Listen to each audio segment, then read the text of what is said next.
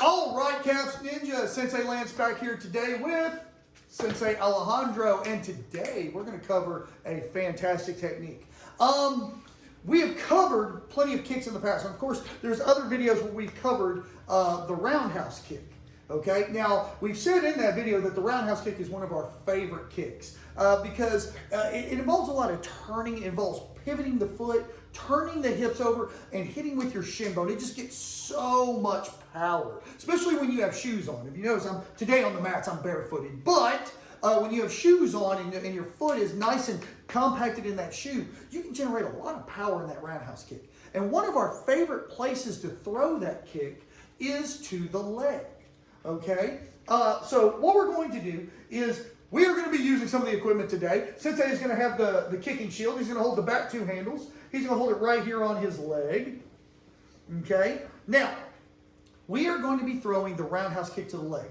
Now, self-defense wise, this is a great technique. This is great for anti-bullying because if the bad guy has trouble standing, okay, because his leg is beat up, well, then he's going to have trouble hitting you in the face. For two reasons. One, if you can't stand, you can't fight. And also, if that leg is hurt and it's beat up and they can't put weight on it, well, they need to put weight on it to get that power punch. See how I'm putting weight on that to get power in my punch? If they can't put weight on that foot, they can't get that power in that punch. So it's a great strategy for self-defense. All right? Now, what we're going to do is from here, I'm just going to throw a few kicks today on this pad. Now, I want you to notice from here, I'm going to pivot. I'm going to do my best to turn my heel toward the pad. My standing foot, I'm going to turn my heel toward the pad. I'm going to lift my knee slightly, and I'm going to turn my whole body over, putting my shin bone, okay, my big old shin bone, right across that X, okay? So from here, here we go. All right, so my hands are up. I'm keeping my hands up, defending myself. Turn my heel here. Okay, and you can probably hear it. You generate so much power because look, I'm turning my whole body over. And of course, these days, Sensei Lance has a little bit more body than he used to. So he gets a lot of power when he swings into this kick. Okay, so from here, I turn my heel, lift my knee, bring it around here. Striking for that X every time. Now, for those of you that have been training with us for a little while, and of course, I want you to go back and check some of the other videos and start putting your own little arsenal together.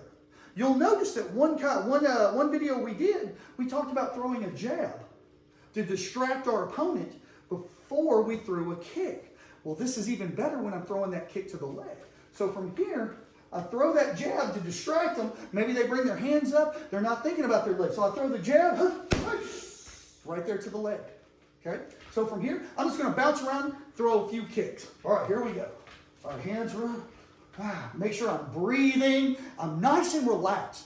Being relaxed is one of the secrets to speed. Okay, so from here, all right,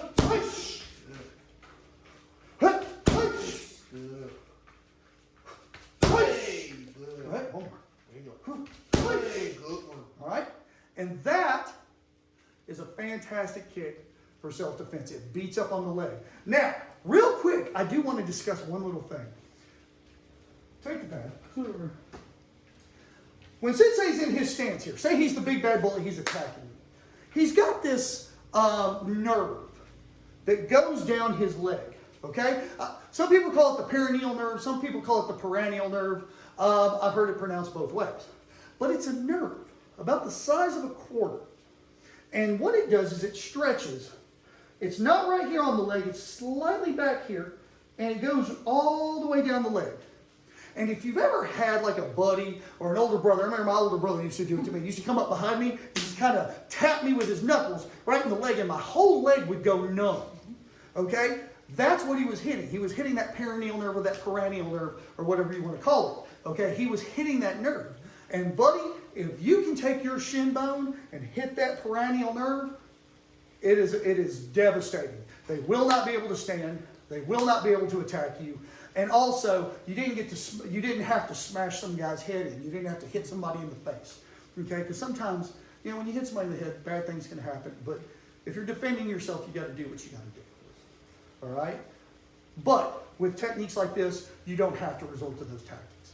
All right, so this is a fantastic kick. One of our favorites because not only do we teach self-defense, but we also work and we coach a fight team. Okay, and of course, when you're in competition, if you ever watch cage fighting events with your parents or stuff like that, you'll see a lot of kicks like this. You'll see them doing this a lot. So I highly recommend putting this into your arsenal, practicing this, getting with an adult, a responsible adult, somebody, and practicing this technique. This is a great technique. All right, y'all. Have a great day. Kill stick.